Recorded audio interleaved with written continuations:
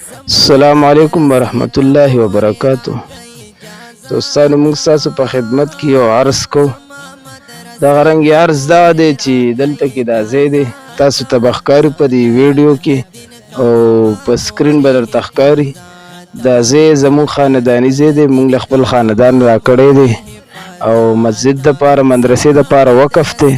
دې کې به انشاءالله موږ د مسجد جوړو، د خوا بیا دې خوا به د بناتو مدرسه جوړو او په مسجد کې به د ماشومانو سبق هم وي. نو دغه رنګې دا ټول حدود دین ده، دا ټول دیواله پورې. نو دا ډېر لوی کافي ځای دی، خو اوس فی الحال دغه نه پاتې دی، د پیسو نه د آبادۍ نه پاتې دی چې داسې کسان راشي چې هغې موږ سره امداد وکړي او دا ځای آباد کړي. من بنا لله مسجدا بنا الله له بیتا فی الجنه. الله رب العزت وایي چې چا د الله کور جوړ کو، موږ به هغې له په جنت کې یو ښایسته محل جوړ کړو، د دې په لس چنده ښایسته محل. نو دا همیشه صدقې جاریه ده. یو هغه اجر دی چې هغه ته عرضي پیسې ورکړي، د هغې کیسه ختمه شو. یو هغه اجر دی چې ستا د مرګ نه پس تا ته جاري وي. نو هغې کې یو اجر د جومات جوړېدل دي، د مدرسې جوړېدل دي، دغه رنګې طالب له کتابونه اخیستل دي وغیره. نو دا همیشه اجر به تا ته میلاویږي. ته به مړم یې او ستا ته پسې به عمل در رسیږي او ثواب به در رسیږي. یو خو دا وي ته خیرات وکړي، بس خلکو روټۍ وخوړه، تا ته ثواب میلاو شو، خبره ختمه. دا به تاسو ته همیشه ثواب میلاویږي. د خیراتونو نه د هر څه نه بهتر دا دي چې تاسو موږ سره تعاون وکړئ.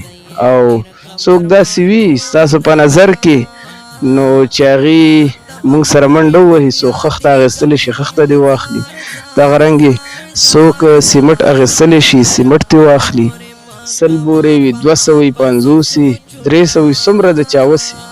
دغه رنګې داسې کسان ستاسو په نظر کې وي اکثریت چې هغې ټول مسجد هم خلکو له جوړوي، د داسې کسان شته دي. نو را دې شي دا ځای دې وګوري او موږ ذمواران یو، دا ځای زموږ دی او هیڅ قسمه دوکه نشته دی او نه فراډ شته دی. زه خپله د دې ځای مالک یم، دا ماته خپل خاندان تربورانو پرېښوستی دی او زه د دې مالک یم که نه. انتقال هر څه موږ سره دي.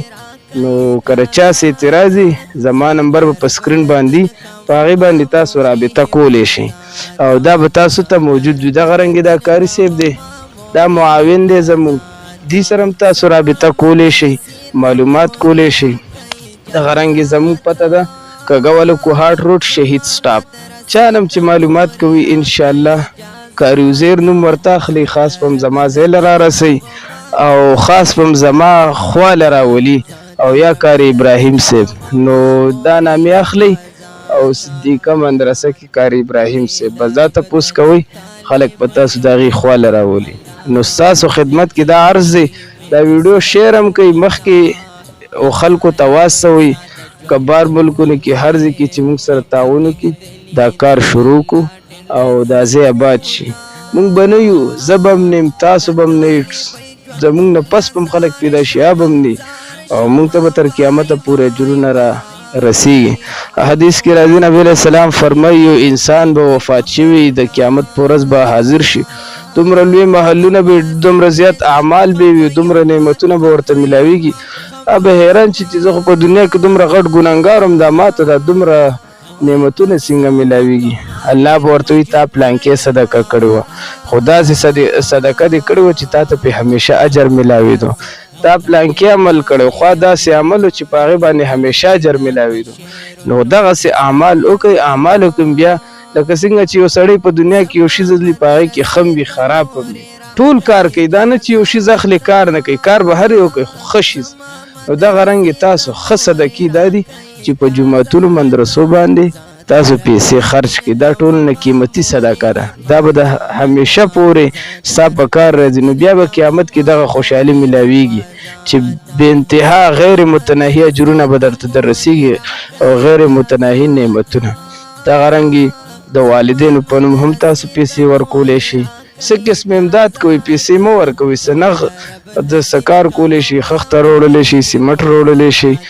نو څه چې کولی شي سم وس وي هغه وکئ. جزاکم الله خیره.